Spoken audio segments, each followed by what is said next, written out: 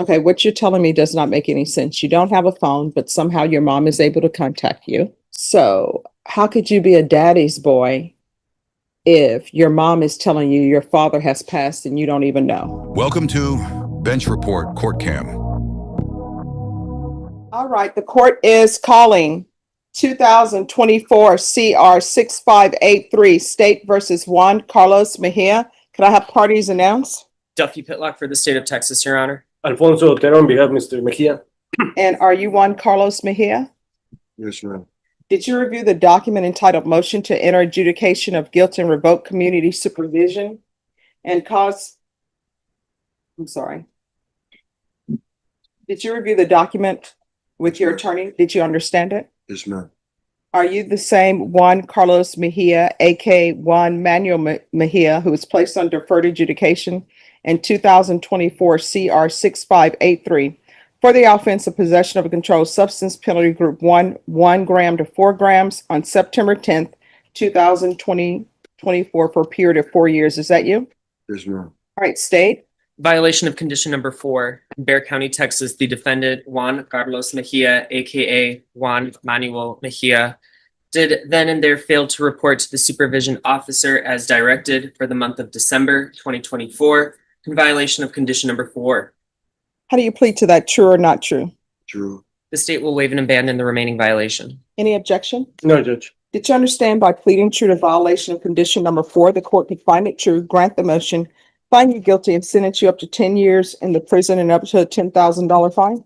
Yes, ma'am. Knowing that, do you still wish to plead true to violation of condition number 4? Yes, ma'am. Court will find violation of condition number 4 true. Is there a proposed agreement? There is, Your Honor. Yes. That is to deny the state's motion to continue probationer on deferred adjudication, but to amend conditions to now include local ISF followed by ISP supervision. It's coming up slowly. Something's happening with my computer.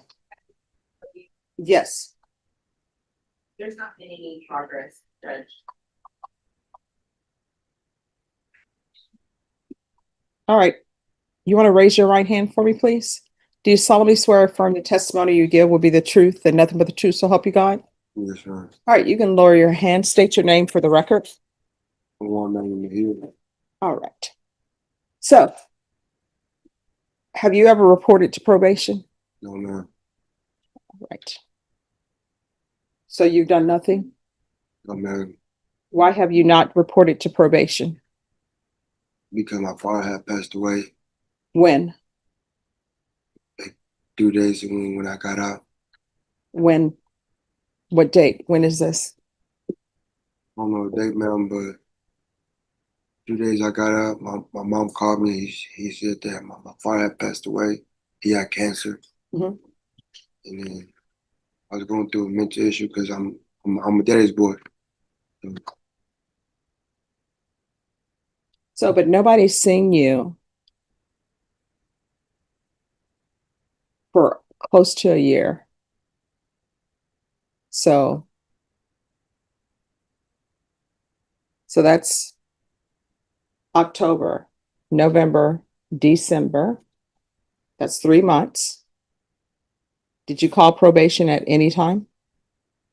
No, ma'am. Then there's January, February, March, April, May, June, July. Here we are. And you haven't done anything. You never contacted probation. We can't help you if you don't contact anyone. I don't think you're a good candidate for probation. Because I'm homeless. I ain't had no phone, none of that. Did your mom have a phone? How did your mom contact you to let you know that your father had passed?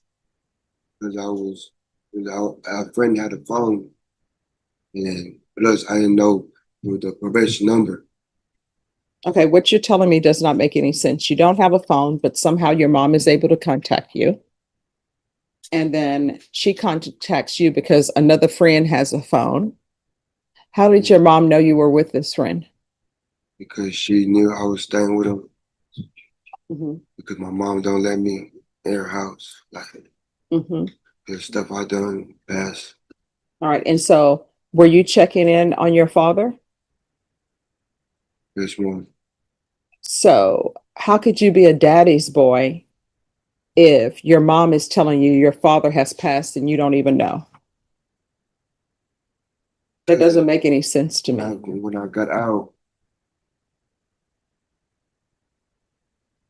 you're right. So, I mean, you haven't done anything. So I don't think you're appropriate candidate for probation. I mean, we require that the bare minimum is reporting. All you have to do is pick up the phone and call probation. I don't think you're a good candidate. So I'm going to grant the motion, find you guilty, and revoke. Any recommendation for time? Your Honor, I believe Um, it's third degree 2 to 10. The state would ask for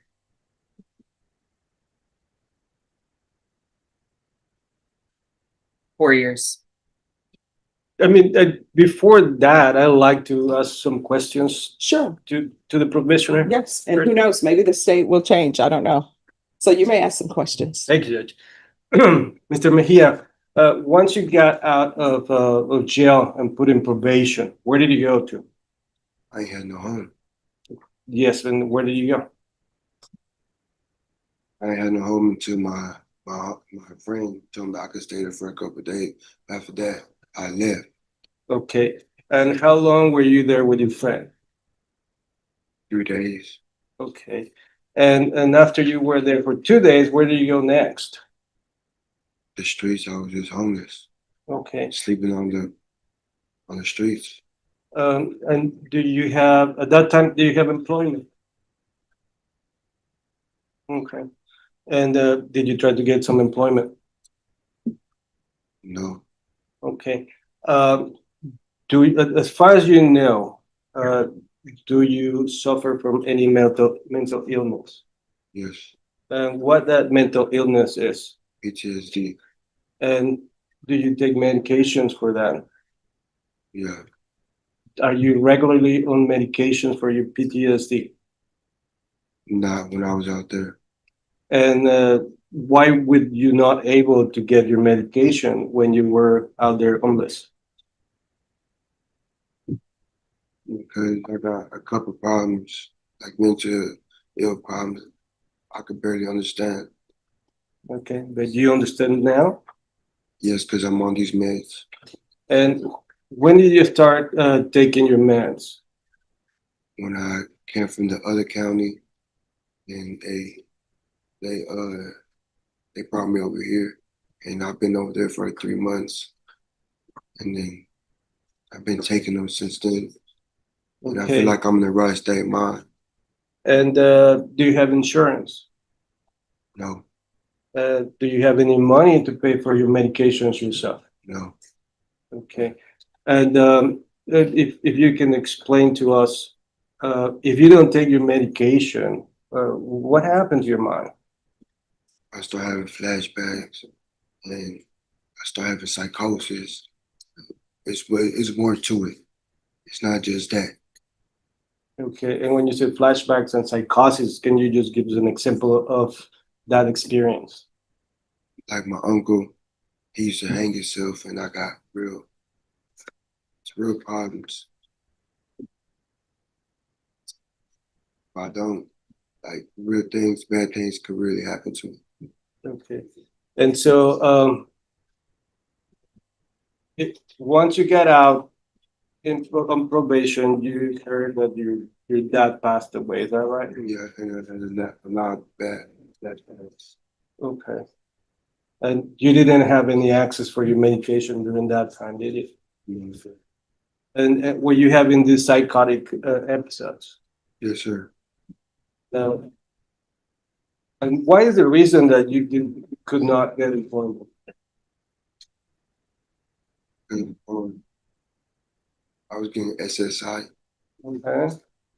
And who gets your SSI check? My mom. And is your mom giving you some of that money for you to purchase your medication? You know, Okay. And if you're on your medication and you receive treatment, do you think you would be able to follow the instructions of probation? Yes, sir. And do you think you may be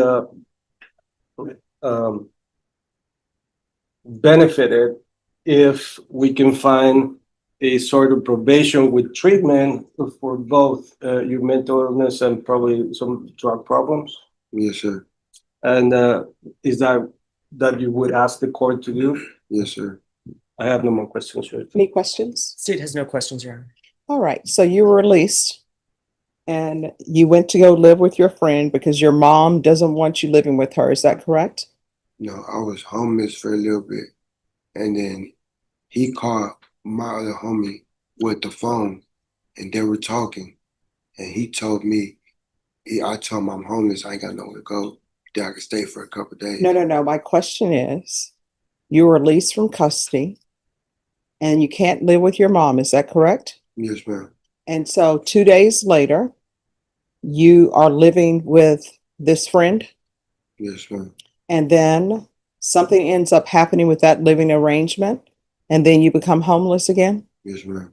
All right. So I didn't hear anything in between there, that he went to his father's funeral, that anything happened with that. The only thing I know is he's saying his father passed, which I still have nothing to show that that's true.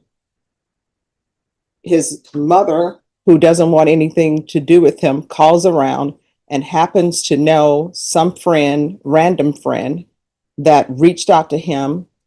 I don't know how that friend reached out to him because he said he didn't have a phone, but she reaches out to this random person, lets him know his father has passed, and he goes into a tailspin and doesn't report for approximately 10, 11 months.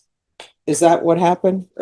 It's the problem here is that we don't have the mom to ask her those questions. Mhm. And so it would be very difficult for any of us to know what exactly happened. No, I'm just listening to his story and following what he's saying. I still don't have an explanation for why he didn't find his way to probation, or why, since this friend has a phone, why didn't he call probation? He's saying he doesn't know probation's number, but when they go over conditions with you, they give you that information of who to contact. I hear that, but I also hear that he did not have medication, that he was having psychotic episodes, that he suffers from hallucinations and flashbacks, and had no money, had no home. And so we can do that if the court wants to hear from the mom No, I don't or need anyone it. else. That'd be I don't need to hear great. from mom. And so here we are. And by way of argument, we know, and he has admitted that he has not reported. But we also know that the defendant has a mental problem. I mean, I don't have the documents with me, but I think if we can take that as face value. No, I'm going to accept that as true. But my whole issue is nobody can give somebody help if they don't even show up. That's the bare minimum. He's just disappeared. Nobody knows what he's been doing. He says he's been homeless. I'm going to take that as a fact that he has been homeless.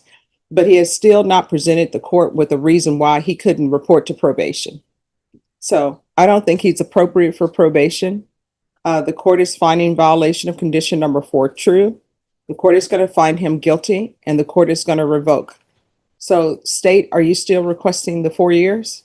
Your Honor, the state would go down to 3. All right, the state is requesting 3 years. 2. All right. The court is going to sentence you to 3 years in the prison, give you credit for any time served, and the court will recommend the therapeutic community. All right, did you review the trial court certification of defendants' rights to appeal with your attorney? Did you understand it and sign it? You have a limited right to appeal. That right to appeal is as it relates to the allegations in the motion, not the fact that you were on deferred adjudication. Because this is a felony conviction, you're not allowed to own or possess any weapons or ammunition. If you have a question over what a weapon or ammunition is, you'll need to speak to an attorney. I've recommended the therapeutic community for you. They will help with any type of mental health issues you may be suffering from or any type of drug addictions. Good luck to you, sir. Thanks for watching. Stick around longer and click the highlighted videos to your right. See you there.